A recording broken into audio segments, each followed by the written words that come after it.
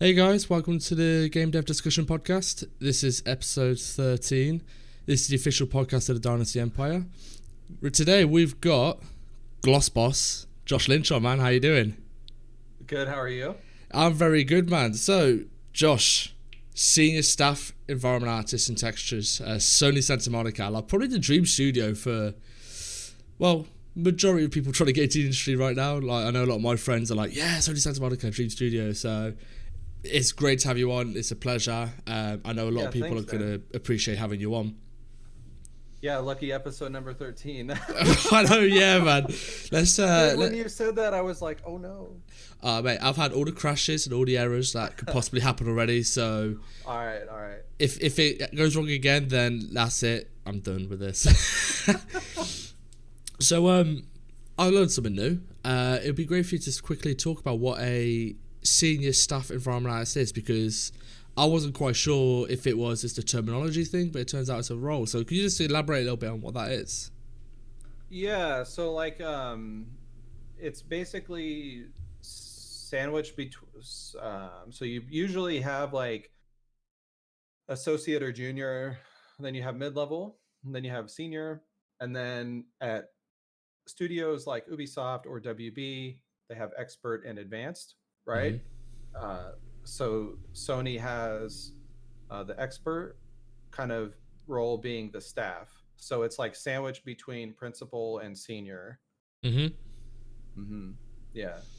Okay, so did you notice your roles change much between that? So like, are you doing more mentorship? Are you doing more work? Are you left on to your own devices more? Like, did you notice much of a difference between the senior to staff? No, I mean, I wouldn't say that the title drives that as much as the studio you're at Mm-hmm. and the kind of needs of the studio. So the role for me has been pretty similar the last few years for me, Yeah. regardless of the studio. So I wouldn't say that I noticed uh, any kind of like major shift or anything. Mm-hmm.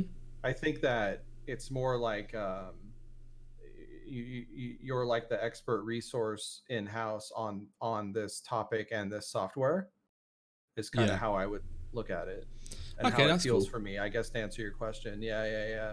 I hope that makes sense. No, that makes perfect sense. It's good because, like, like you said, it's probably a studio to studio thing. What the studio needs you to be, whether they need you to be a Right. mentor or just be that reliable guy which has the fountain of knowledge.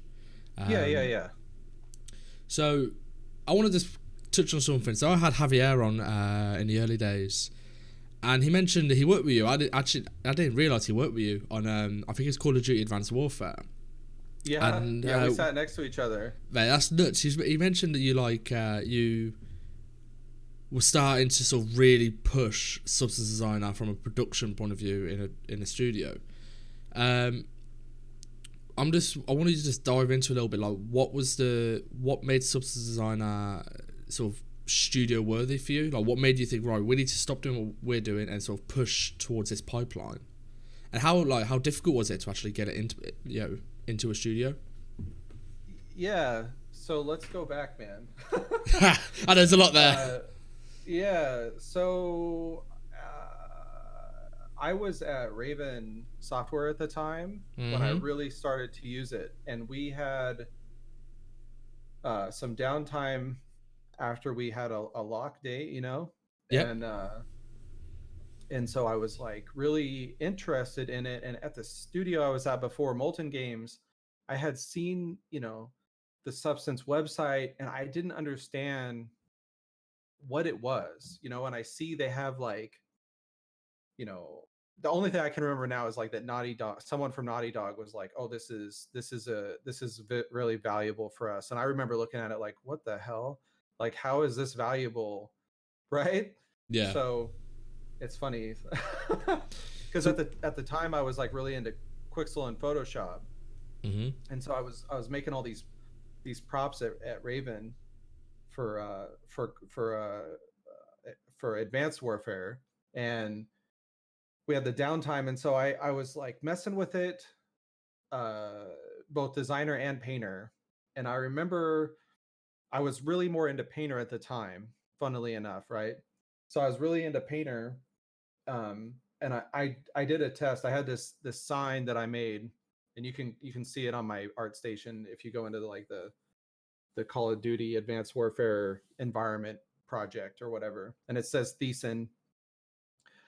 And I made it all in like Photoshop and Endo, and I thought, well, what how cool would it be? This thing has painted metal glass, drips, uh, that I like layered in with decals from CG Textures, and I was like, I'll just remake it in Painter. So Yeah. it was very similar. Like once you have your ID map and your masks, like you can just kind of go right. Mm-hmm. And I remember like getting it to a point, and I didn't like, so I did the render like side by side, and I didn't tell anyone which one was what. And everyone was like, oh, I like that one. That one feels a lot more believable. And it was the Painter one. Yeah. And it took me like a lot less time. It was a lot more fun to work with. And I was like, oh, this is rad, right? Yeah. And so anyway, you can kind of see this like snapshot in time on my like on a polycount thread. I had this project. I found this really old camera, and I was like, okay, I'm gonna model it. And it's like I had a low, like a mid poly. So I kind of I do like a mid poly before the high, just to kind of get like how it's gonna be a little bit. Mm-hmm. And then so all of these things were kind of happening at the same time. So like I did this stuff at work, and then I was working on the camera at home, just to kind of give some context, right? So I was like, okay, well, I'm gonna make the materials in Designer for the camera to use in like Painter or something, because I didn't know what the hell to do, like how it worked, and I never finished the camera. Like that is when I like that's like the moment in time where I feel like that's the transition. Like I was doing all this stuff, and then it stopped, and then now I'm doing what I'm doing now. So we used it a little bit more. We started production at Raven on Black Ops 3, Mm-hmm. and I was doing my thing in Painter, but I was really starting to use Designer a lot more at home. And Yeah. so I would do stuff at home, and then I would come into work and do more, and I would kind of take what I did at home and apply, you know what I mean? Like the Yeah. Yeah. cycle. And I remember making all these like little goals for myself. Like I would pick a project, I'd find something on like textures.com or something, and I'm like, all right, well, I'm going to make this in Designer. And I never gave myself like a deadline. I just was like, I approached it like, let's figure out the functionality of this tool. And that's what I did with like Endu and Dedu, like way back in the day. I never said like I have to make this ultimate thing. It was always more, and still is for me, more about the tools and the workflows, because they can apply to anything. Yeah. Yeah. So I started making more materials for the project, and I transferred to from Raven to Infinity Ward, and Mm-hmm. I was working on what would then become Infinite Warfare, and that's kind of where I met Javier. I had talked to Javier a bunch online, before, but we got to work together, and that was really cool. He's a he's a blast, man. So anyway, we yeah, like I got there, and I just started to.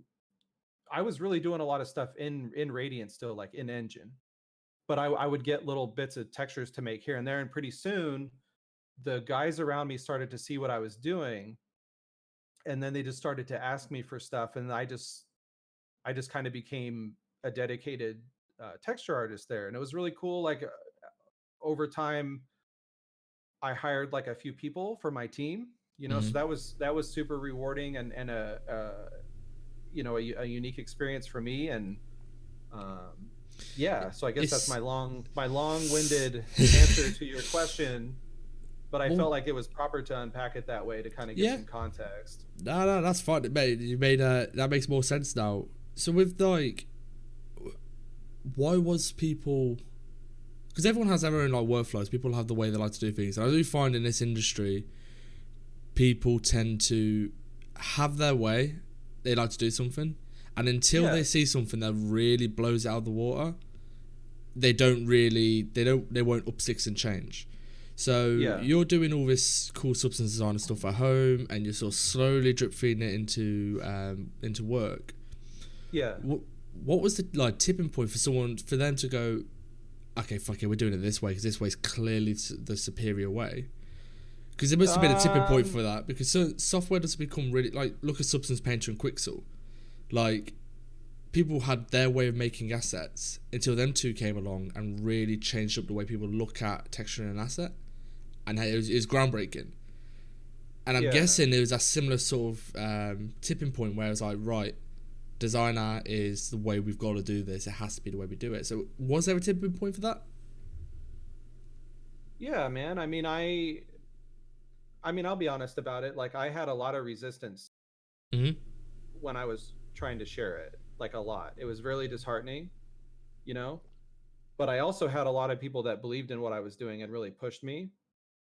And so that was a big learning experience for me because I think a lot of people, they What don't was the want to resistance? change.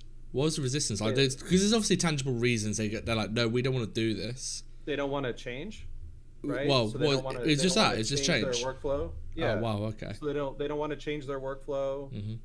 Um, I think it's kind of one of those things where you don't know what you don't know, Yeah. and I try to give like the context of people are in production and they're pressure, right? It's a high pressure thing, and there's this new tool, and that's not their concern, right? And that's Yeah. fair. That's totally fair. And I think that, but over time, those same people that were really resistant to it are now using it, and so I think it, like looking back on it, I think that's kind of what it was. You know what I mean? Yeah. Um, but yeah, like I think anything is like that. You know, you'll have uh, people were like, why don't you just ZBrush it? Why don't you just Photoshop it? And I think what the tipping point for me was, I would make demos to show, okay, like, um, I think to kind of go back even a little bit, a lot of this is timing, right? Mhm. So everything's pushing to PBR, pipelines are becoming very like important. You know, I would say that I didn't think about or didn't hear about pipelines being as important as they are now, you know, Okay, that's because interesting to hear. projects are getting, we're getting huge, and they are, right. And so speed and flexibility and cohesion is huge, and I think that Substance Designer and Painter really flex on that, like really hard, right. And there's no denying that that's like they're king at that. Yeah. um but so anyway, like I think a tipping point is, you would have like, I would make like a bathroom tile or something, and I would do like 4 by 16 or 12 by 12 or whatever, right? And I would like increase the thickness of the tile grout, or change, I don't know, whatever about it, right? And it would just auto update, everything updated. And you have to remember, like, it's just funny to me because there's some people probably listening to this podcast that have never opened Photoshop or made things in Photoshop. Yeah, yeah, yeah. So you have to remember, like in Photoshop, you would have your masks, like you'd have your groups and your layer stack, and you'd have to like auto up. You'd have to like, you Update do all of something them. to a you do something to a mask, and you'd have to like alt click the mask, Control A, Control C, paste, right? And it got to the point where like some projects had like scripts in it that you would select the mask and it would auto populate to the rest. Mhm. And so with Painter and Designer, there's none of that. You just see it. You see it Yeah. all real time, right? So yeah, man, I think that uh, like specifically at Infinity Ward, it became like the look was really cohesive, Mhm. right? And it was fast. Like I would, I'm not trying to sound like braggadocious at all, like Nah, nah. when Crack I on, say crack that, on. but it was like I was fast with it, you know. Mhm. And we were making materials that you couldn't go scan, and we were having issues with some of the stuff from Quixel that it just wasn't coming through cleanly, you know. And so yeah, it became good for us. Man, that sounds like I'm sort of not surprised but surprised at the same time. So I'm guessing you had to go Yeah. quite above. Well, you had to. It's by the sounds of it, you had to go quite above and beyond to sell designer. Like, look how good this is. Look at this example I've made to show you how good this piece of kit is. Yeah, I mean, And I like understand that. people. people that were like leads and art director, lead tech artist people were super on board. And so that's what I mean when I say like those people really really supportive. Hmm. They would tell me like push on this, like keep going, and so that's super motivating, right? So, When you have those kind of people in your corner. dude, I Because need to. So carry on. no, I was gonna say like you have production who's happy about it because it saves time. You have tech art who's happy about it because it's PBR friendly. You have art directors who like it because they can say change this and it's not a huge headache, you know. And your world artist map leads are asking for stuff and they're happy with it because you get it to them in a timely manner. So it's all, like I said, it was all timing, a lot of Yeah. timing. Man, that's sick. Like, dude, so I need to touch on something. Yeah, go for You've, it. Let's get you've, into it, man. That's what you've, we're here for. you've been at a lot of places. Like, just to reel off some names, like you've been to 2XL Games, Trion Games, Molten Games, Raven Software. Infinity Ward. You've worked on Ubisoft games. You're at Red Storm Entertainment. You're a Monolith. Yeah. Now Santa Monica Studio. Now you've been Yeah. at a lot of different studios. Yeah. Now, there's a couple of questions today which I want to sort of dive into. So one, was it a case of, okay, contract's up, gotta move? What was the reason for you to decide? Was it a conscious decision? You're like, no, I want to move now. I want to change things up. And to lead on from that, what do you think you as an artist personally? Because I know artists who have stayed. So, for example, we had Marcelon, who's now lead artist at Crytek. I mean, he started there, and he by looks like he's going to finish there. He loves it. He's going to move. You yourself have moved around quite a lot. Both have pros and cons. As an artist and as a person, what has that moving to different studios done for you? Like, has it gave you a different outlook? Has it gave you certain skills? How has it affected you? All right. So every time I've moved, there's been a pretty major reason for it. Mm-hmm. Um, you know, like early in my career, I was at my first job for like 2.5 years, and we were making like mobile games, and that's, dude, honestly, like that was great. I think that was like probably the best way it could have gone for me early in my career, because I got to work on a lot of different aspects of production. So I did like models, textures, I did some lighting, I did like UI, like, and I got to kind of see like how a lot of stuff works, and I figured out like what I did and didn't like, but I um artistically, like I wasn't growing anymore, and I Yeah. was seeing these games being made and these projects being made, and I had the fire, man. You know what I mean? Like, Yeah. because I would work on it like day and night, and I'm like, I want to do something. Let's get after it. And my wife was like super supportive about it, and you know we went to California, holy shit, right? And Mm-hmm. so it was cool. And uh again, we were there, like I was at Tryon and Molten, and both of those studios closed. Mm-hmm. And like that's super painful for me, right? Like even to this day, you ask this question, how does that affect me as an artist? It's scared the shit out of me, dude. Yeah. Because I take like um I take my career like really really seriously, and I Mm-hmm. take my providing for my family really seriously. And so like to to have both of those things rattled twice within 10 months was it was crazy. Yeah. D- And the second time, go ahead.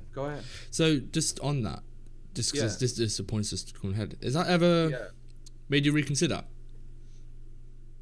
What, reconsider what? Reconsider the industry we're in. You've, like I Yeah, I said, was you just two about shoes. to say that Oh, okay. actually. So go on. So go on. Mate. No, that's fine, bro. So yeah, like I remember, you know, the second time I got laid off, uh, like I called my wife, and it was like, what are we doing?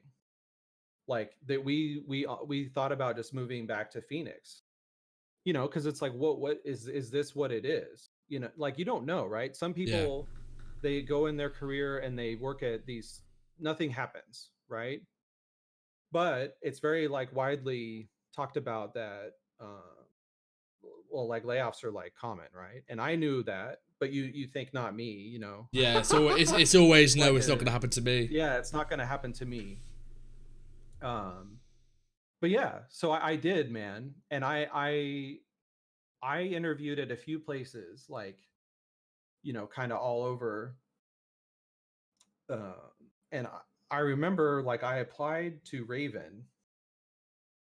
No, that's not I applied to Activision. And this recruiter, because I was in San Diego, right? So I was like, oh, I'll work at High Moon. Yeah. High Moon is here. Like, I'll just work there. So this recruiter from Activision was like, hey, are you interested in Raven?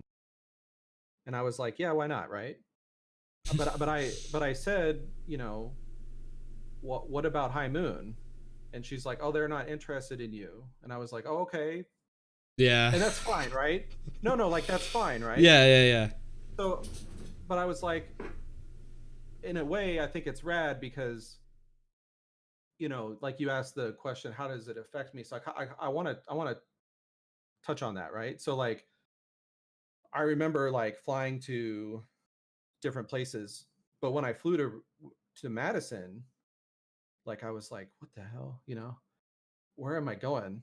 And it reminded me so much of, like, going back to Missouri, like, for family vacation, in like when I was younger. That's where my Yeah. family's from.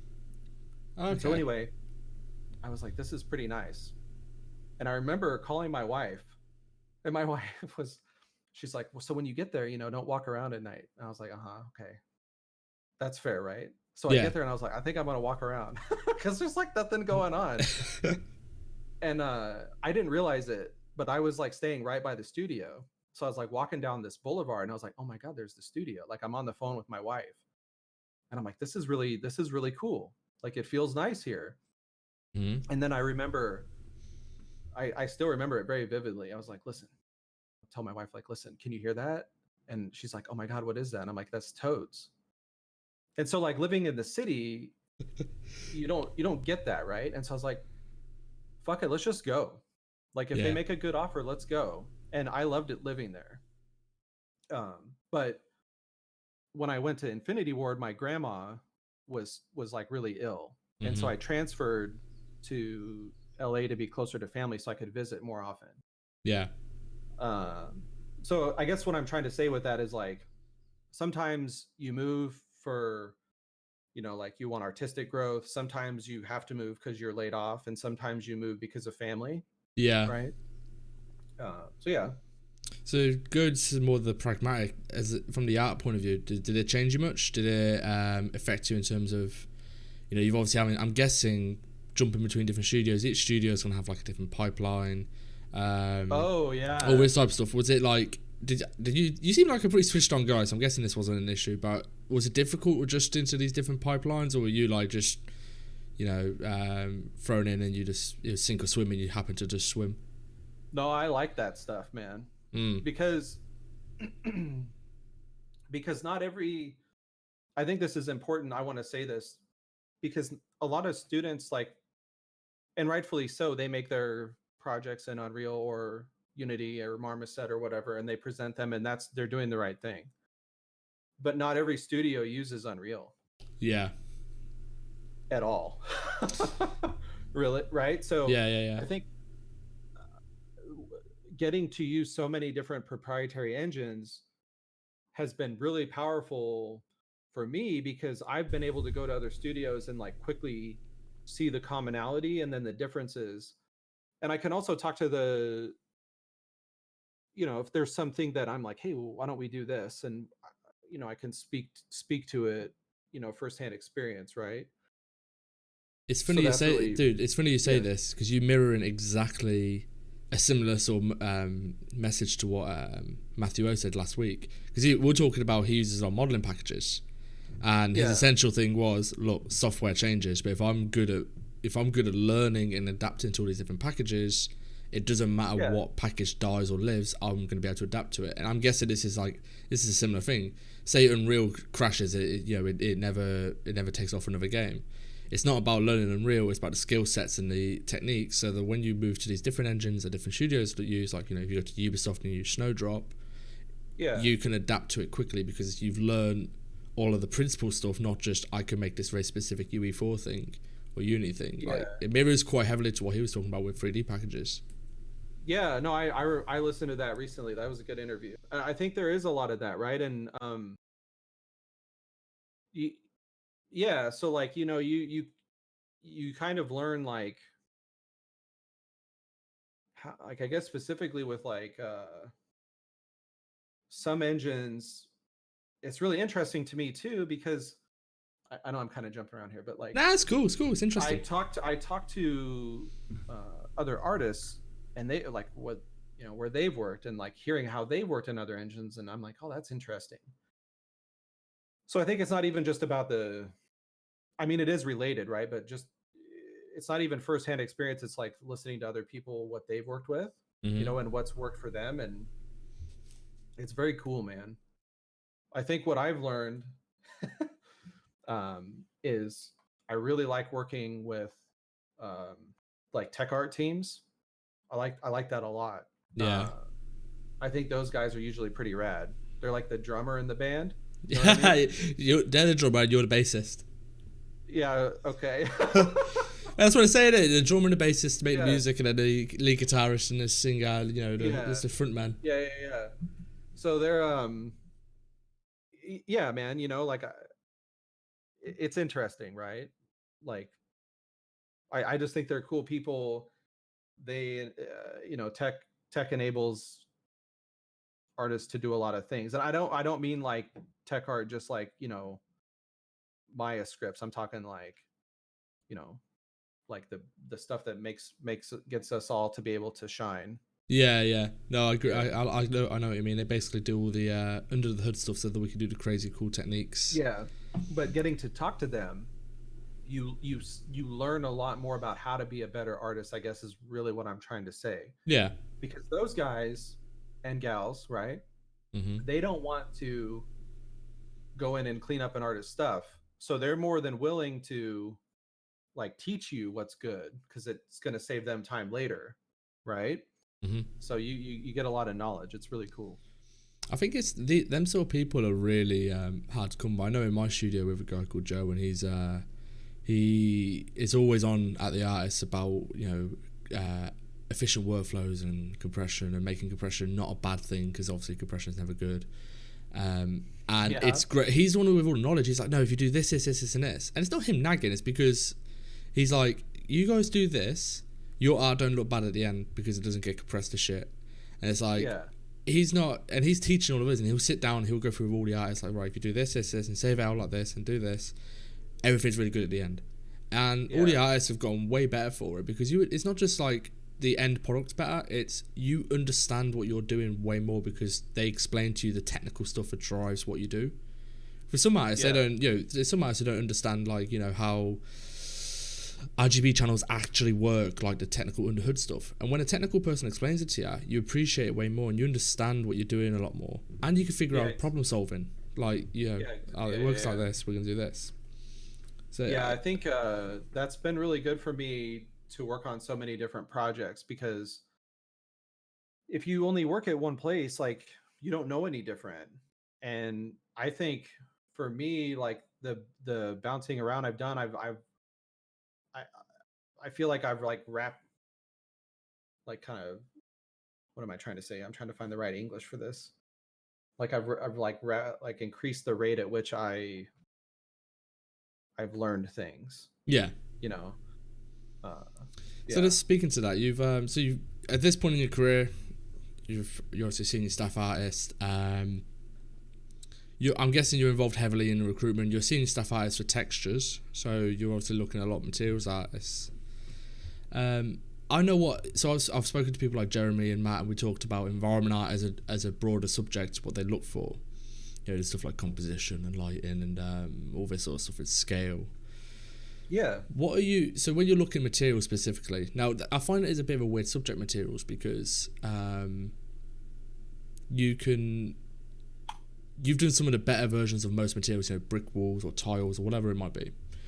What are you looking for, like, in materials? And I don't mean like, oh, it's just cool, or like, oh, it's just PBR, like, efficient, because I find with materials, it's almost like you can make a mat ball that looks amazing and impressive, but it's not really a strong material, so to speak. What Yeah. When you're looking through a portfolio of materials, because you've seen a million brick walls, I imagine, you've seen a million concrete materials, you've seen a million rock materials, pebbly grounds, whatever it might be. Mm-hmm. What makes one brick wall pop off from another brick wall? And I know that's a difficult question, but I think people, when they're like, so I've watched your GDT talks. Yeah. Obviously, you're a guy that, you know, has influenced my work myself. But I think Oh, people, cool. oh, dude, mate, when I was getting substance design, like a lot of the tricks you've shown on GDT talks and your tutorials, they're amazing. But Thanks, man. That means a lot. one of the things I'm still getting at is the tricks you show. Yeah. Once they've shown, everyone applies to their materials. So like we're talking about the brick wall, the GDC talk you did when you're showing like edge knocking and stuff like that. Yeah. Everyone sort of knows that now because you're probably the first port of call for when we're looking for learning substance designer. So someone submits a portfolio to us, like it's got, say, a brick wall in it. You know, from an expert materials point of view, not just a general art point of view, what are you looking at in that material to sort of go, this guy's good, compared to, you know, person B? Yeah, man. All right, let's try to unpack it because there's a lot that I look Yeah, at. I think that we'll we'll touch on the brick wall, but I think I'd like to go a little broader. yeah, Um, sure. Brick walls is the sort of talking point. Go broader. no, I feel you, but it's good. I want to get into brick walls. So, I think when I'm looking at any portfolio, uh, I'm really looking for something that has soul. Mm-hmm. So I kind of feel like I don't know, man. This might help some people. It might not help some people, but I'm really into headphones and speakers and like audio. And so there's stuff that sounds like it has a lot of soul, and there's some stuff that's like really clinical. Mm-hmm. And it's like, all right, so clinical is fine, but like, what if you want a little bit more? And I like a little bit more. Yep. So I try to find what the artist is trying to convey to me, and like, does it have any soul to it? And like, what's the personality they're trying to bring? um, I'm also looking at like cohesion. So, and I don't really care if you like, you know, personally, when I'm looking at a material, like for like I'm looking at a portfolio for a material artist, like I think it's like, you know, rad if you've got like a scene with all your materials in it, but I can look at a ball and know if you can do the job. All Yeah. right. So, um, I think I'm looking at, do you have really good control over your height map? Because that's everything. And then from there, like how's your roughness? You know, when I say height, like height and normal's kind of hand in hand. Yeah. So, Yeah. uh, and then your albedo. Um, you know, when I'm really into, I mean, you open the call, excuse me, call me the gloss boss. So like I'm really into that. Like, what's your material response? What's your lighting setup? Does it play well with each other? Because let me tell you what, man, I've worked on projects that have a day and night cycle, and I've worked on projects that are just like every map has different lighting, and it's like the lighting is whatever looks cool, Yeah. and that's just how it is, man. You know, and I think there's this like common uh, thing about there that people will kind of like throw shade at lighting in the sense that they'll say like, well, lighting or the whole thing with PBR is it's supposed to work in any lighting scenario, but that statement assumes that the lighting's really good. Yeah. Do you know what Yeah. I mean? And Yeah. I think that's kind of overlooked when people kind of make that snarky comment, Well, it's kind of right? like PBR's like, oh yeah, your material's got to work in any scenario 'cause that's real life, but not every lighting scenario is real life. Lighting tends to be Exactly. faked quite a lot. Exactly. Yeah, exactly. So, um I'm really looking at your like lighting presentation. What are you trying to do with it? And it's more than fine to have like different lighting per material, you know? Mm-hmm. Um and a lot of people will tell you, you being the art community, don't have your weakest stuff up. And like here I can already feel it coming on the Twitter, you know. Don't say that, Josh. But I personally, uh, I've done this myself, so I live by this example. But I love to, like, if you've been doing our materials for like a year or something, I want to see the old stuff because I want to see the growth. Mm-hmm. I want to see where you how you've gone. I find that super cool. Yeah. Because it's really informative, right? Like, uh, man, there's a lot to talk about with this. I hope I'm. No, You no. tell me This is if I'm like this getting is off like golden. This is golden. This is golden. Don't you worry, sir. on a yeah, like, specifically with bricks, like, again, it's like the height map, like how does it sit with the mortar? Like, is it sloppy brick? Is it like kind of like a shopping mall brick? Is it clean? Because like I don't care which one you present to me. As I long as just it's want it correct. to be, yes. Like I want it to just be good, Do you and think? I want it to feel settled. So, I'm still Yeah, in my head trying to work out this sort of presentation thing. yeah, In my head, I've always thought to myself, it's good to show. So this is just kind of back what I'm listening to. In my head, uh, I've previously thought, oh, okay, so it's good to have materials and set up an engine because that's showing technical understanding and how to implement, and that's one thing. Now, hearing from what you're saying, if you have a material, yeah, and you have, say, for example, you mentioned cohesion, like, would you say it's more beneficial to have, say, you do sloppy brick, concrete, and something else, three materials that go together in one presentation? Don't have to be an engine, just them three materials. They clearly look like they're same light rigs, and then you show yeah, them materials in different light scenarios. So say I do like a material ball of brick, and I do it in yeah, afternoon, morning, yeah, and nighttime, yeah, and it looks yeah, good in yeah, all yeah. three. Would you Yep. say that's more valuable than that brick material in an engine with a shader setup? Do you think that's what you as a materials artist you find more value in? Is that material working in different light scenarios, as opposed to, oh, you've implemented it into an engine? Do you think you personally find that more valuable? I find it more informative. Informative. Okay, that's probably a better word for it. Uh, Okay, that's I interesting. think I do. Okay, but then at the same time, like,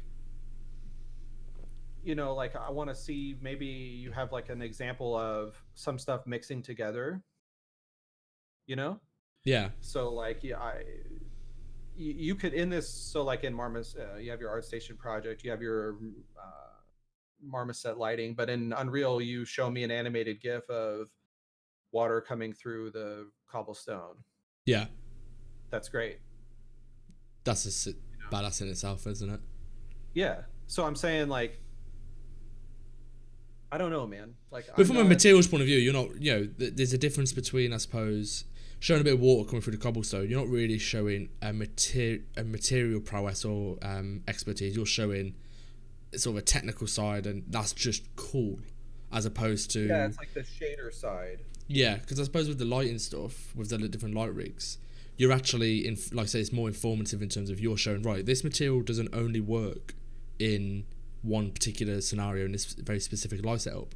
Oh, it works across Yeah. multiple light setups, right? Well, that means that's probably a really solid material.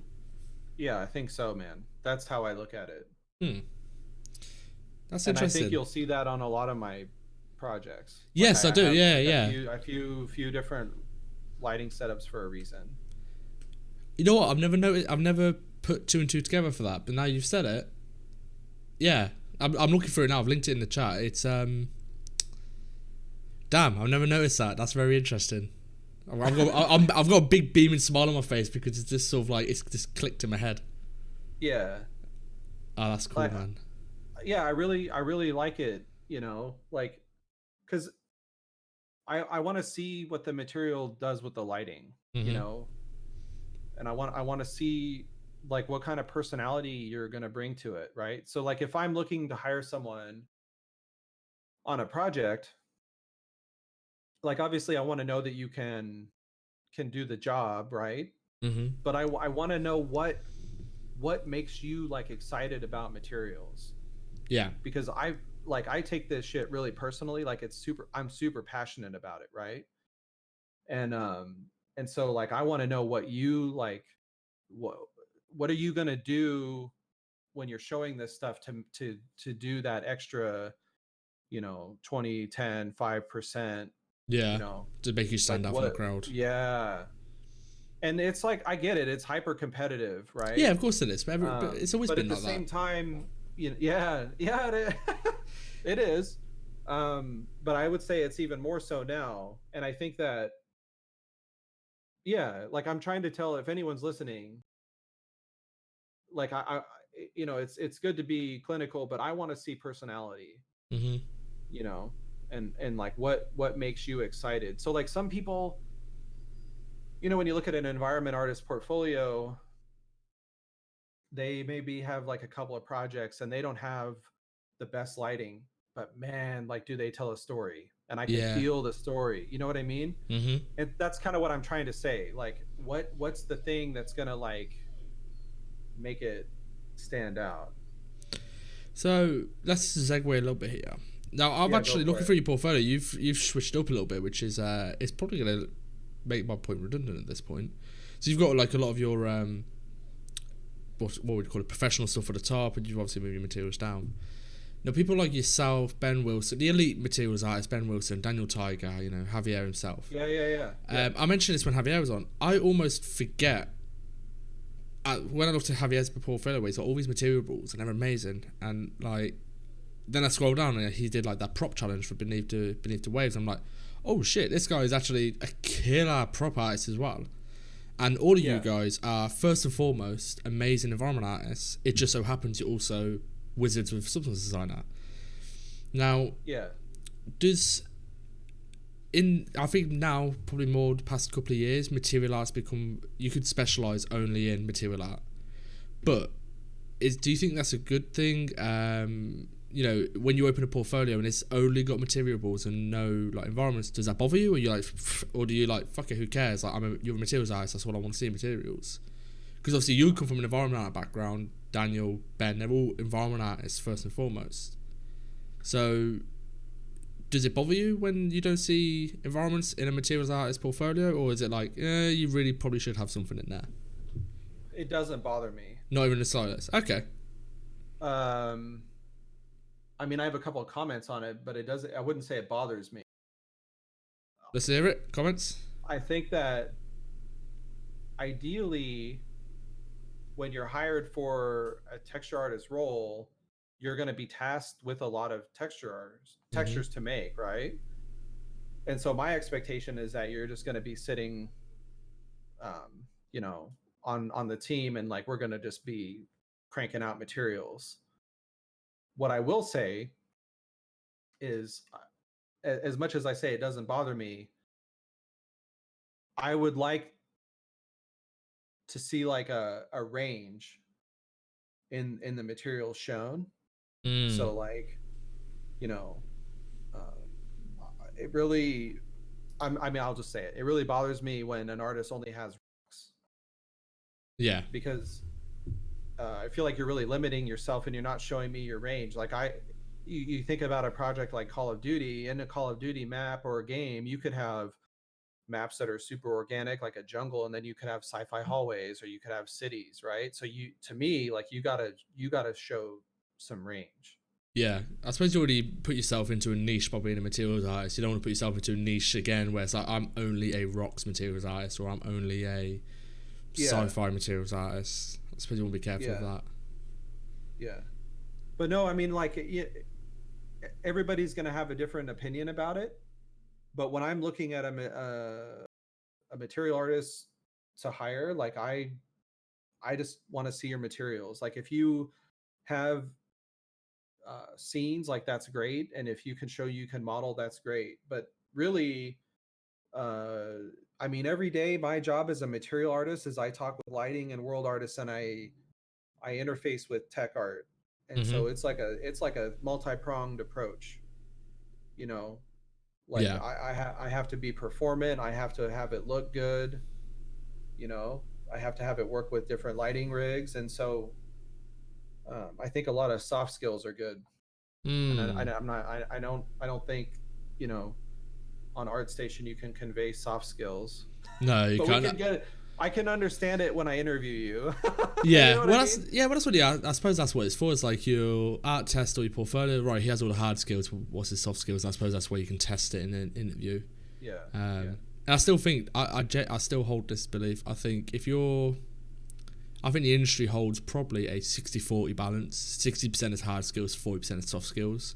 Like yes, if you're 90-10, you're 90% the most amazing artist. You're tall frick in the making sort of thing.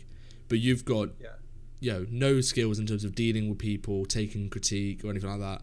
I really don't think them sort of people last very long. And in a sense that it's hard to rise to the top. Like yourself, you've gone through the ranks, and like every artist I've spoke to so far in this podcast who are of the higher senior level, all convey them sort of soft skills. Just by the way they talk, you talk to someone, you can just get a sense for them, and it's like yeah, you can see why they are where they are. Just the way you're talking about materials, how passionate you are about it, the way you look at them.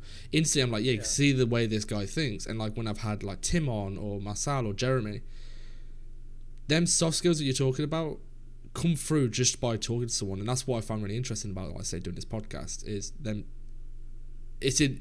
I haven't yet had someone on who I'm like, this guy hasn't really got the soft skills because most people I've had on are industry people. Look, that's the thing. The yeah, people I've had on are all pretty established industry people, so I'm not gonna have that. But it's interesting, like the way you said you interface because you're interfacing with lighting artists and tech artists. It's funny actually. I'm just thinking of Ben Wilson actually because you said you interact with tech artists quite a lot. I suppose materials and tech come hand in hand a little bit because they're yeah. I so mean, Substance inherently linked. Designer in and of itself is a very technical program. Yeah. It's not Houdini technical, but it's, you Well, know, you know what? I don't know anything that is. You've just segued perfectly. Talking of procedural stuff. Uh-huh. So I have a question for. I want to ask you this because you're for me one of probably the foremost experts in materials. Um, and basically, and I don't have an answer to this. It's just been something I've been thinking about, and I know Jeremy asked a similar question in Discord. So procedural stuff's becoming so huge. Substance Designer itself is procedural. Houdini's becoming mega pop.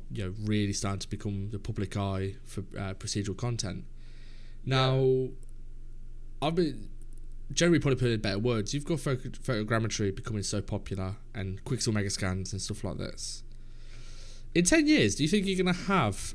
Do you think the idea of what a materials artist is going to change in 10 years down the road? So like, at the moment, we think of materials artists as guys churning out substance designer materials which are tileable and editable and all this sort of stuff. And that's amazing. Do you think the idea of a materials artist is going to become someone who's just a proficient photogrammetry wizard as opposed to substance design and stuff like that? Do you think that's the way it's going to go? No, Do you not? no, I don't. Can I ask why? I think, huh? I'll dive into that. I really want to know why that's your reaction. I think, man, I mean, you can. This could be a whole nother call. But Well, I I would love think to get you that back on for no, this one. I think I hope it's not the same, right? Yep. I hope that we don't, as an industry, don't do things the same in 10 years. Yeah.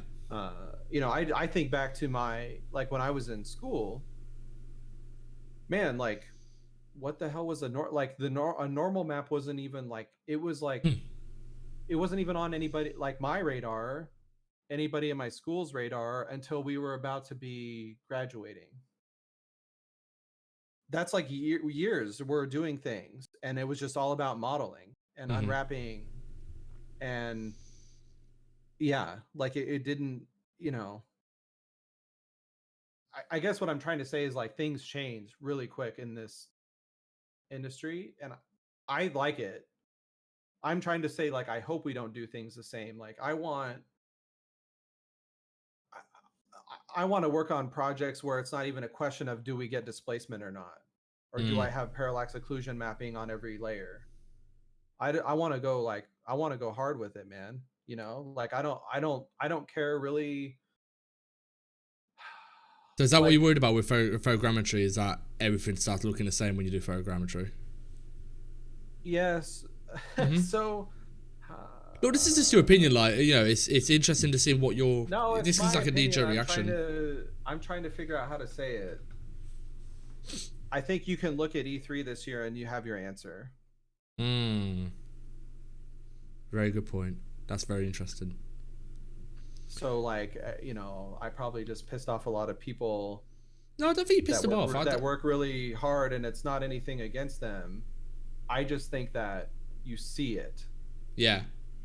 You see again, this is my point. I'm not saying it like in association. You got to say the disclaimer, right? Yeah, Like yeah, with yeah. where I work or anything like that.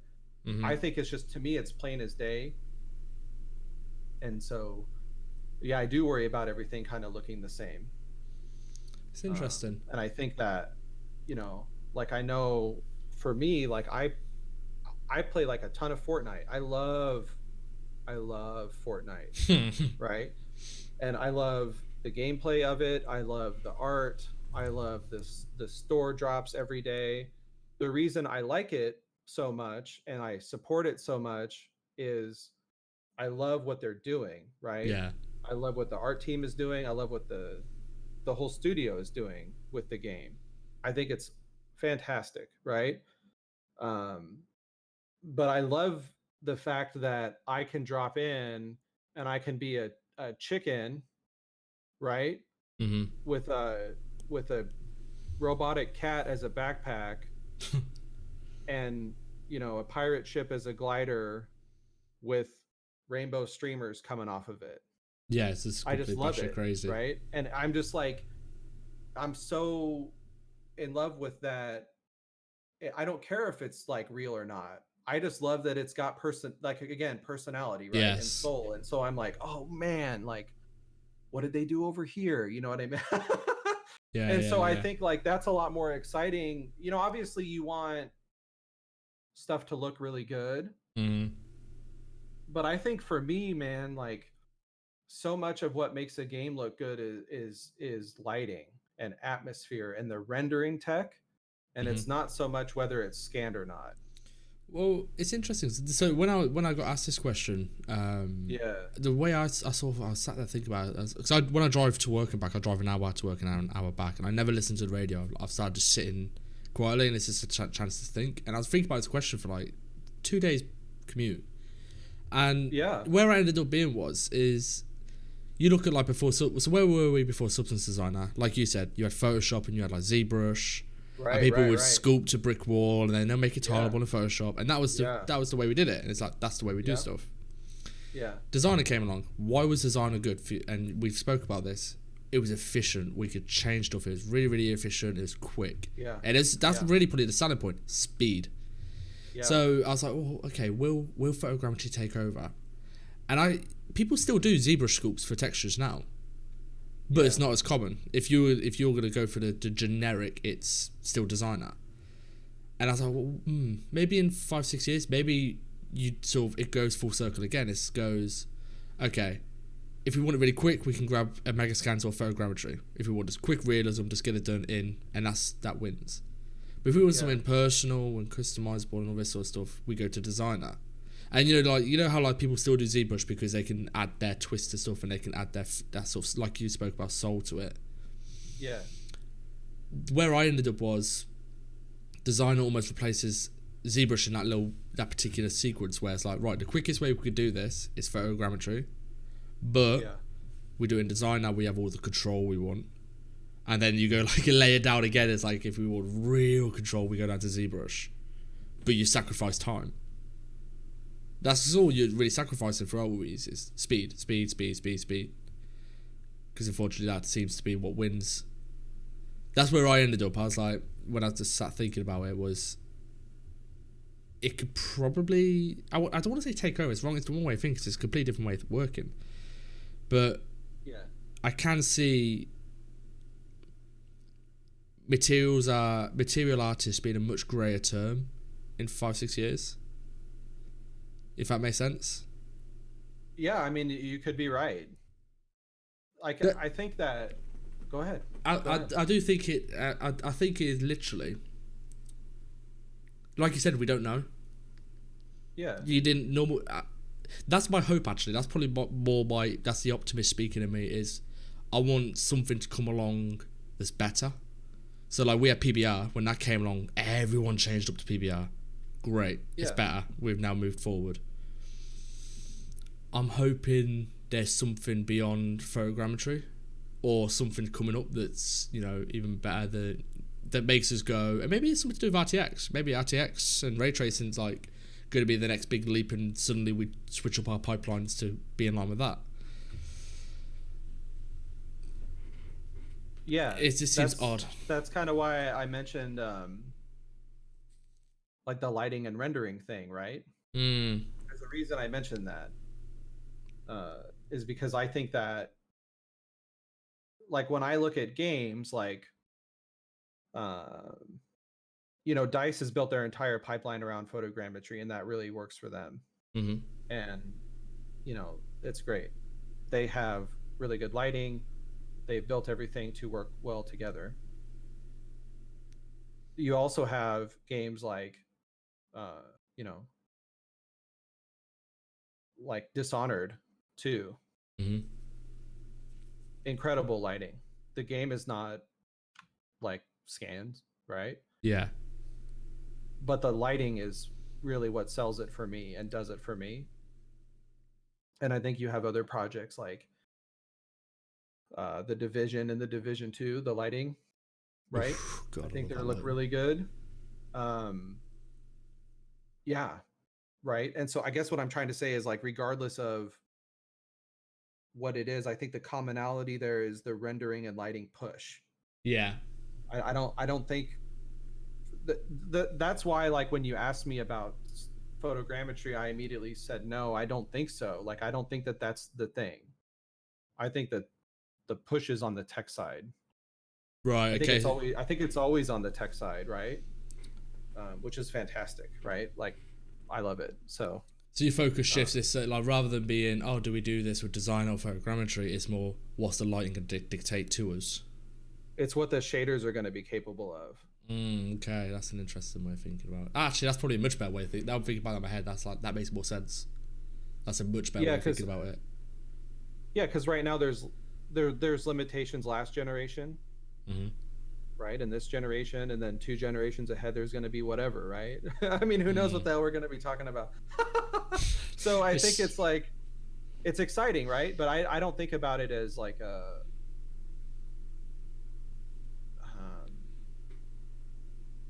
like one has to win. Yeah, it's not an arms like race. What the project you work on, what do they do, right? What are you doing? And what I could think that dictates everything. I think a lot of games, I think what you're going to see is like a lot of stuff is just going to get melded together and sit next to each other really well. Yeah. Yeah. What are you thinking about? I'm thinking about Megascans now. So the other part, so this is the other side of the coin. Megascans is churning out like materials, and I'm like, okay. Say for example, they keep up the rate in which they're generating content for the next, say, where are we now? So they keep generating content at the rate they are until this time next year. Yeah. And game studios like, right, we need to build. What's a good example? A clone of the Division. I want a dystopian rundown New York. Yeah. Okay, what do we need? We need character artists. We need environment artists. Right. Okay, we need, like, what materials do we need? We need like tileable concrete and slabs and road and asphalt and all this sort of stuff. Yeah. How can Megascans be the right. We don't need to. And this is. I'm not saying this in a sense of oh, let's put material artists out of the business, but I'm saying, okay, how many actual types of brick wall or slab do you need? If you're generating like this big open world third person game, could you just, if you got a Megascans library with thousands and thousands and thousands and thousands of bits of content, do you think it's going to be a case where you could literally, if you're a big studio, just go, right, we need that brick and that concrete and this and this and this and this, buy them, stick them in the engine, and we could probably generate a lot of the tilables out of that stuff without the need of a materials artist to come in and custom create all of these assets. Obviously, you sacrifice control, but do you think that's a viable solution, or do you think that's it only works on a small scale?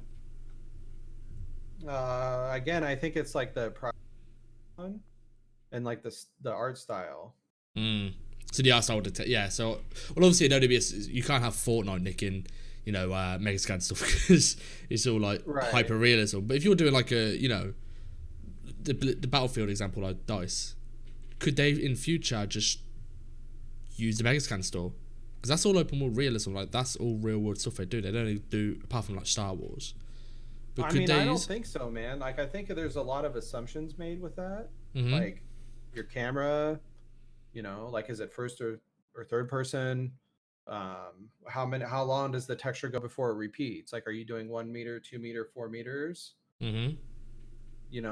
Like not everything on Megascans is that. Is like that way. Textures.com stuff is that way. How do you mean? You can do like 1 meter, 2 meter, 4 meters on a lot of their stuff. Like you can download it and it'll be yeah. Ooh.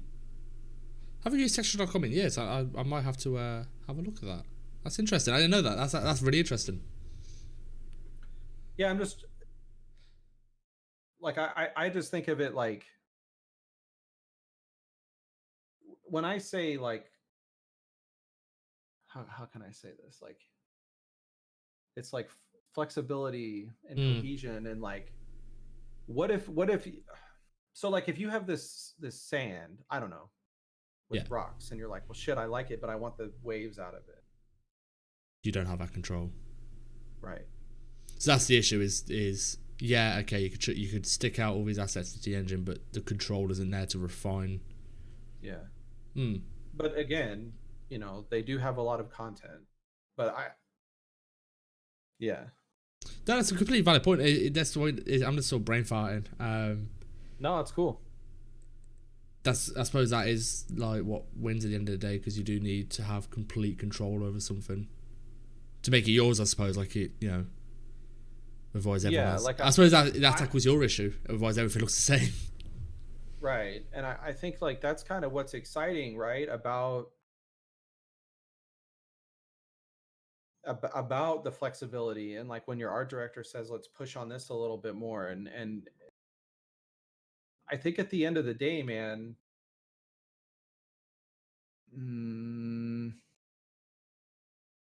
there's a lot of artists that don't like working with photogrammetry. They don't feel like artists. I can relate to that. And so you have morale concerns, I think, at that point. Like I think that's another maybe big topic, but I think it's a thing. Like do artists get to feel like they're some world artists don't care about the textures. They just want to plug them in and they want to focus on other things. But I think it affects a minority. I can see the point. I think in a knee-jerk reaction to that would that be a minority? Well, it'd be an individual thing. It's like, say me. Okay, yeah, I don't feel like an artist because obviously it's just a real world scan. But then the ego in me is like, it's the speed and having something in. It looks good. It's like you look at the whole thing as a whole, and I'm like, holy shit, this looks good. Even though 8 textures in there wouldn't be mine. It's like there's a trade-off. It's like your ego versus your sort of, I suppose, to lack of a better term, your soul. But I don't know. I think some people would react differently to that. Like I can imagine there are going to be people who the morale it'll crush them be working like that. Yeah, I mean, I think another point to that is if you ask a lot of people that like review portfolios and they hire teams, they want to see content, right? Mm-hmm. But if you ask a lot of them, myself included, if you just show me a bunch of scans, I don't know what you're conveying to me as an artist. Does that not depend on the studio though? I suppose for you personally, the studio you're at, that would matter. But if you're working at like a dice, Yeah, yeah, right. It it's all situational. depends. But Yeah. I get exactly what you mean. I agree. Dude, we only. Sorry, I've just looked at the time. We've rattled on. It's Um, all right. you have got to come back on. There is so much more to talk about here. We have time for a couple more questions. Like, I'm fine. So, I just want to delve more into this photogrammetry. Is there room for it? So, like, at the moment, I know I've experimented with. I know other people have using like external packages to help reinforce Substance Designer. So, I use Marvelous Designer. You can use ZBrush, modeling. Yeah. Can photogrammetry tie into designer and be like a basis to work off? And the only reason I'm hesitant is you mentioned yourself like PBR is a great thing in theory, and that's what photogrammetry follows. But in practice, not all lighting rigs are super realistic. Yeah. Can photogrammetry work in tandem nicely with designer? Because obviously, if you break PBR, you break in the photogrammetry element of it. Do you think there's room for it to work in that sense, where designer can work with Yeah. photogrammetry? Like, I've worked with. Yeah, I mean, I've done that. Oh, Like really? on. Okay. Oh yeah, yeah, yeah. Like on Shadow of War, a lot of the rock stuff you see, uh, like the rock wall textures specifically, Mm-hmm. the height maps are from a scan. Oh, The really? colors are, and the roughness is from um, designer. Okay. But yeah, yeah, but yeah, it all works well together. That's what I was trying to say earlier. Like, I don't think of it like two separate things. I think they already are working well together. Like Lucas Granado, I hope I'm saying his last name correctly. He did a talk at GDC when I was there with him one year on the stuff they did for Rainbow Six Siege. They took a bunch of Quixel stuff and they ran it through Designer. Hmm. Like, they just use the elements, so it totally works. That's interesting. I didn't. I'll be honest. I haven't looked. To be honest, I haven't actually read up on it a great deal. But it's just something I didn't think would necessarily mesh well. But if you work from that point of view, you've done the height all in photo scan, and then the roughness and the albedo in Yeah. designer. Then that's Like, a you lot sort of of people they're will just separated, aren't get they? they just get the height map info from a scan. Hmm. That's actually pretty Yeah. cool. Yeah, yeah, yeah. So like I said, I don't think it's so much that it's one or the other, and I don't think one's a silver bullet over another, Yeah. right? I think there's a lot of elements that need to work together, and yeah. So I suppose there's one last thing we could touch on actually, since we've got you. I want to Yeah. just talk about the coalition a little bit, and I suppose this Yeah, ties go for also it. into art branding. Yeah, Um, okay. you established your art brand, Art of Josh Lynch. You see them two little arrows, you know what it is straight away. The chevrons, dude. Mate, it's great though because you know what? Again, this is where like yourself and Daniel influenced me was branding yourself as an your art with this logo. It's a simple logo. I've got mine with the little bee thing. Um, it's something that is like, okay, them guys are doing it. Why are they doing it? All materials instantly recognizable as theirs because they put their brand on it. Right? Okay, maybe I should do that. And it's like a lesson learned sort of thing. Where did you get what made you sort of go, right, I need to brand myself and my art? Where did that come from? Because mine came from you. So where did the idea come from you? Well, that's pretty flattering. I think, man, like I kind of said earlier, it's a timing thing. Mm. Um, so like to talk like some years back, you used to make a website and it was you're creating this website for people to come to view your content. and you're curating this experience, right? Mm-hmm. But that's kind of gone.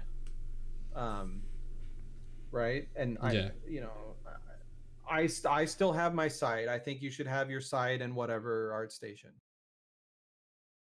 But whenever we're at work or I'm talking to someone, it's like the Google, right? What do they got an ArtStation? Mm-hmm. What's their ArtStation? Can you pull up their ArtStation? You know, Yeah, yeah, you yeah. don't say, "Hey, can you pull up their portfolio website?" Yeah, I know what you mean, yeah. So I think that, like,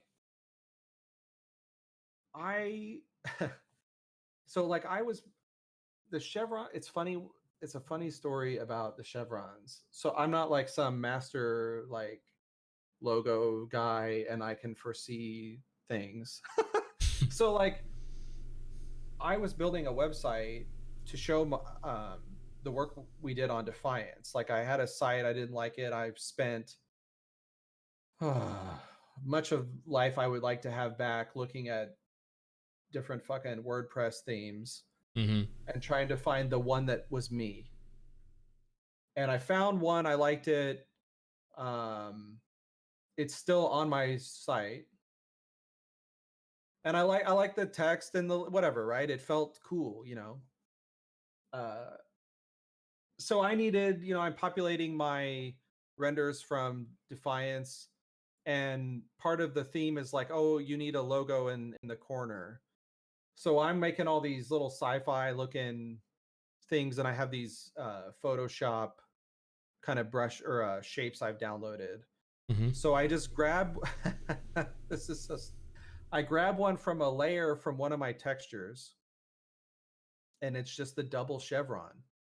Like I use those things to point to like a latch. You know what I mean? Yeah, yeah.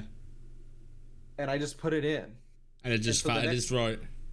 bro, so the next day I go to work and I'm like, "Hey guys, at lunch can you check out my site?"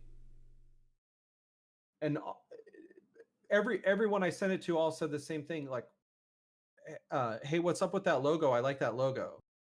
Mm. And I'm like, "Well, yeah, but what about the renders and the carousel on the like how's the website navigation?" And all they wanted to talk about was the logo. And I was like, what? Like, this is not like, I was kind of frustrated, because I was like, I spent all this time putting together the site, and like, if you click here, does it make sense? But it was also really telling because I knew I had something, Yeah. and that was cool, right? Like, and I think that um around that time, like, CG Hub was super popular, and I started to post my work online a lot more than I ever did, and I would put my little logo on there. And I think now, to kind of talk about branding a little bit, and we kind of touched on it, I think a little bit earlier, maybe not, or maybe in my mind we touched on it. But the whole thing with ArtStation and Instagram and like Mm. everything's all next to each other. And I think that when you used to have a website, you were going to whoever's website and it was just assumed that you were in their world. Yeah, you But now when isolated them. yeah, like everybody used to be siloed and now everybody's not, and so you got to like stand out, and it's hyper, that's why I said it's like hyper competitive, right?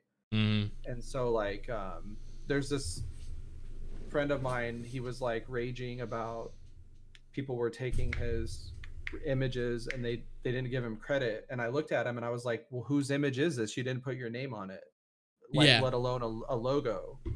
So I think that that's super important, right? Like that's just a little note to anyone listening. um, but yeah, anyway, man, it became my brand, Mm. and it just worked for me. And uh yeah, like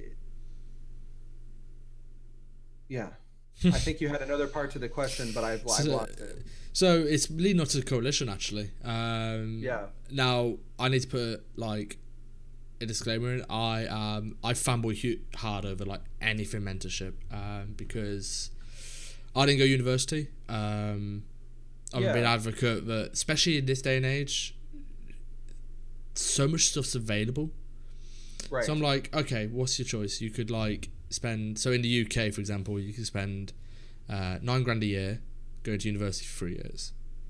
Only Or, 9 grand. well, pounds. This is pounds, dude. Come on. Like, No, I'm saying like in the States, it's much yeah. more. Anyway, go Oh, ahead. shit, Go ahead. really? Oh, Oh God, that yeah, breaks my yeah, heart. Well, it yeah. just It's kills me like, because I'm just like, I mean, just looking at the coalition, £500 a month for 1-to-1, like not even like in a classroom, 1-to-1 stuff. I'm like, yeah. I'm just so for that. Like, it seems Oh, so cool. Thanks, modern. man. Well, a lot of the guys I've had on, like, so there's you, Matthew O, Jeremy, like, these guys, the mentorship thing, I just think is amazing. I love it. So I'm going to put a disclaimer out there. I fanboy hard over anything mentorship. All right. Um, Cool. but you've sort of gone a step further. You almost created like you've got this group of artists, and Yes. like how The like coalition. yes. So like, what was the thinking behind that? What led you to go? Because I'm guessing you did mentorship before coalition. You're like, right, you can have Josh Lynch at mentorship, which is great. Yeah, yeah. Where did this step come to go? Actually, let's get a VFX artist or a weapons artist or a hard surface artist, and you could all be under the same umbrella. Was it like, how did that even come about? Like, I'm just trying to put two and two together, like where that jump It, is. oh man. Um. Well, yeah. Like so. Man, there's a lot of stuff here. So like with the art of Josh Lynch stuff specifically, I had a lot of encouragement, and I'm thankful for it. For both people that were fans of my artwork, which is extremely flattering, and people that who I worked with at different studios and loved the way I showed them things. Mm-hmm. And they would always tell me, you should do tutorials. And I didn't understand it. I bought them like crazy. You know what I mean? But I never thought anyone would want to see tutorials from me, right? Yeah. It's like that classic thing. So anyway, I had some major encouragement from like at the time, like people I worked with at previous studios, but at the time it was like really people from Raven and Infinity Ward. Shout out to those guys. You know who you are. I really appreciate you. I love you. Um, and I was at GDC one year, and I went up to Wes McDermott, and Wes is fucking cool, man. Um, anyway, so I go up to him and I'm like, "Hey, man, can I talk to you?" And he's always like, "Yeah, what's up?" You know, he's super awesome guy. And I was like, "Can we walk?" Can we go for a walk? That's my thing. Walk with me. I can imagine in studio, like, just literally talking to someone, like, mentoring them, and it's just like, right, come on, Yes. away from your desk, walk with me. Like when I talk to you, I want to walk. It's the thing. So anyway, I'm like, hey man, I get a lot of like I'm getting a lot of um, requests for tutorials. And I see you. I watch a lot of your videos. What do you think? And he's like, bro, why aren't you doing it? And I was like, I don't know, man. Like I told him, I'm like, I'm excited, but like it freaks me out. And he's like, just make one. And I was like, all right. So I like anything I do, I get really into the gear, and so I got this like Blue Yeti, Pro, which I'm talking to with I right was gonna say, now. it's a very good bike. Bro, it's super good. I love it. So anyway, funny man, I sat in our little LA apartment, and like I shut the door, you know what I mean?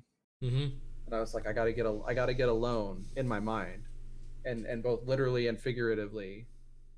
And my wife would be in the other room, and I would just be like, hey everyone, welcome to, and then something, and I just got so fucking pissed. Like I must have done those takes like 30 times. Mm. You know what I mean? Just like Oh, trust me, I know. just fumbling through it. And so I finally got through it, and then I watched it, and I was like, I don't sound good, and I like remade it a couple times. And then anyway, I put it out, and it was like it took off, and I did not expect it. and I'm really thankful to everyone that's like supported me. Um, so anyway, I did that some more, and then I would, like I said, I would buy tutorials and asset packs from different people, and so I would see these things like pop up on Gumroad, like, oh, mentorship offered, and I was like, what the hell is a what does that mean? Mm-hmm. And in my mind, like, I was really into the Art of Josh Lynch business thing, and I had my written and video tutorials, and I was like, all right, I want to do like more. um, I love making the videos, but I don't feel, um, how can I say this? I don't feel a connection from them. Yeah. So so anyway, I I was like trying to find something that I could find a connection with people, and so I was like, oh, I'll do a master class. Master class is a thing. I taught those at SIGGRAPH. I know what to do. So I was like, oh, I'll make like a bunch of videos, and I'll do a forum website, and it'll be great. And then as I was doing that, I saw those mentorship things, and I saw a couple of friends of mine from Insomniac, Ryan Beno and Xavier, right? The Mm-hmm. character dude. And they were doing mentorships, and they were like chatting with me about it. And I was like, what the hell is, what again? What is this mentorship? And so they kind of told me their take on it. And I was like, man, that's kind of what I thought the masterclass I was making was, right? But it was not. Like, the masterclass was another impersonal thing to me. So anyway, I did the mentorships, and it was like everything I ever wanted what I was trying to share with someone to be. It was super powerful experience, right? And so I did those for like a couple of years, like through Art of Josh Lynch. And I would have a lot of people ask me, what's it like to do the mentorship? Why do you do them?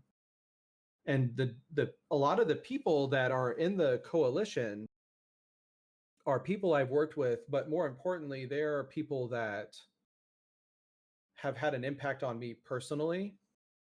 And I love the way that they talk to people. Mm-hmm. That I know that when I put them on a call, I don't have to worry about it.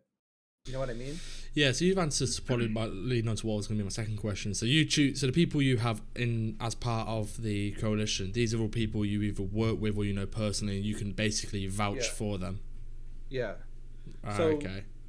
yeah, and so like that's just kind of how it's gone for me. But these are also people that I've had conversations with about them. I'm trying, so the table kind of turned, right? Mm-hmm. Earlier people were pushing me to do things, and now I was trying to get these people to do things. So I would talk to them about like, oh, video tutorial or like a class, and I'm like, just why don't you just do it? And they're like, I don't think anyone's gonna sign up, or the same shit I said, right? And I was like, man, I guarantee it, like, just do it, like I'll help you. And so one day I was like, well, why don't I just do, like, make the platform? They kept telling me I don't have the platform, I don't have the visibility. So I was like, well, fuck it, I do, I'll just leverage mine into it. And it worked. So that's kind of like how it happened. Like, it it it wasn't like a 1 week thing or a 1 day thing. It was a lot of conversations and a lot of emotions, Mm-hmm. you know. um and so I think the like I said, the mentorships for me are really powerful. a, a lot of the people that have taken the mentorships with me, or the career coaching that I offer, I talk to like on a regular basis. Mm-hmm. Like, it's important to me, right? And we have the Discord community that we have, and like it's all like I take a lot of pride in it. Like, it's really cool, man. Um, It's sick to hear about it. It's great to hear because it's like I said, I'm such a huge advocate for mentorship. I have there's a million reasons why I'm not a fan of union. People have actually like maybe go okay, there's value in it to be found. Like so, people like Jay Cummings and Kieran, they're like uni buys you time. You know, you got free it. Maybe the education you get isn't what you pay for, but the time it gives you to like just hammer out an amazing piece. So like Jay is a good example. He's put out like an incredible environment which he's had a lot of time to work on because uni's allowed him to have that time. But I still think the price you pay. I could just imagine putting all that money into mentorship and what you get out the other end. If you put what you spend on a university course on mentorship, I'm just like, oh, I'd love to see the outcome of that. when I was in school, there was no direct outlet to AAA talent. Yeah, So I can tell you, man, like it would be a lot different for me if I had it. I can guarantee it, right? Like yeah, look at my asset with me for 6 hours this month. What am I not doing right? mm-hmm. Literally not watch this video. I will try to pick bits and pieces and try to extrapolate and apply to what I'm doing. But direct, like open my file, top Yeah, talent looks at it, does things to it, gives it back. This is what you're doing wrong. mm. This is what you could be doing better. Where do you want to go in your career? Do you even know that this is an option? Yeah. A lot of people don't know things, right? Like we're talking about stuff in this podcast tonight, and it's like there's a lot of tribal or hidden knowledge in the game industry that is just like it's not it's I don't want to say it's not public, It's not but accessible. there's a ton of misinformation, Mm. right? And so you got to like cut through it. So, That's interesting. So let's one last question to wrap up. This is what I wrap up every podcast with. yeah. And you, I'm fascinated to answer from because you're such an experienced guy. So go back to 16-year-old Josh before you have that majestic beard. Jesus. What advice would you give to 16-year-old you? Hard lessons you learned, stuff if you'd done differently, you'd avoided certain pains. Like, is there anything you'd say? Look, just, I'd do this if I were you. I mean, in a way, I would say I wouldn't do anything different Mm-hmm. Which is a perfectly fine answer as well. because let me tell you why. All right. So when I was younger, I was really into like finance and like photography, and I would go to the local bookstore and I would read all these magazines about like Photoshop and like art. And I saw Maya in an animation magazine and I thought you programmed Maya. Like I didn't know what the hell, you know what I mean? Mm. So I think in a way, I you're young and you think, well, this art school keeps coming to my high school and they keep showing us stuff on like this career day kind of thing, and like that's cool, but nah, I can't. Mm. That's not right. So you go to like I went to like a college, like a local community college, and I was like doing pretty good, but I didn't have good grades, man. Like in high school, nah, like not at all, man. Mm. Like really bad actually. Uh, and I remember like there was one semester I did not do good, like in community college. I failed a few classes, and I I remember like going to my parents to tell them, and I thought they were just gonna be so fucking pissed, but they weren't. And uh, sorry, it's so yeah, like they're super supportive, right? And my dad was like, well, you really like computers. You're always on the computer. Why don't you do something with the computer? And I was like, I don't know. I don't know what to do. So I went back to the same place I would go when I was in high school, which is the bookstore, and just look around, right? It was my internet. Obviously I had internet, but I think you get what I'm trying to say. Yeah, no, I completely understand. Um, but I remember looking at the magazines, and I went to the computer section, and I was like, okay, I think I got it. And then like over the next week, I went with my parent. I told my parents, I think I want to do this. And they went with me to all these schools, and I went to one. And, you know, I'm just really thankful, man. Like they could have been like, no, you need to, fucking stick this out. And like, this is the right thing Yeah, for you. And like, business is good. And you need to go to finance. They never did that to me, man. My dad and my mom were not like that.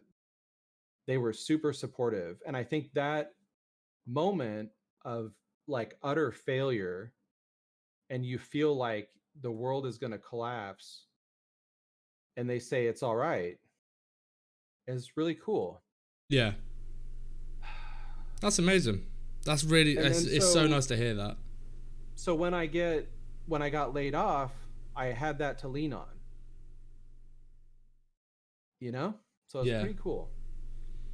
And yeah, man. So anyway, I think about, I don't think I would do anything different, because that stuff helped me when I needed it, right? Uh, so yeah, man. that's a perfectly I fine answer, and I think, and you know what, the fact that you're happy saying that says a lot about how happy you are in where you are as well, and it's really nice to hear that. Yeah, I love it, man. Like I think that getting to a point as an artist, you kind of like, I worked super hard for years to kind of get where I'm at, and to be able to leverage that momentum to lift other people that you believe into up, and then they lift other people up. Mm. It's amazing. And when I get like messages from someone that's taken my mentorship or my career coaching, and they tell me, hey, this stuff we talked about, you told me what to do, like on my portfolio or in an interview, it worked and I got this job.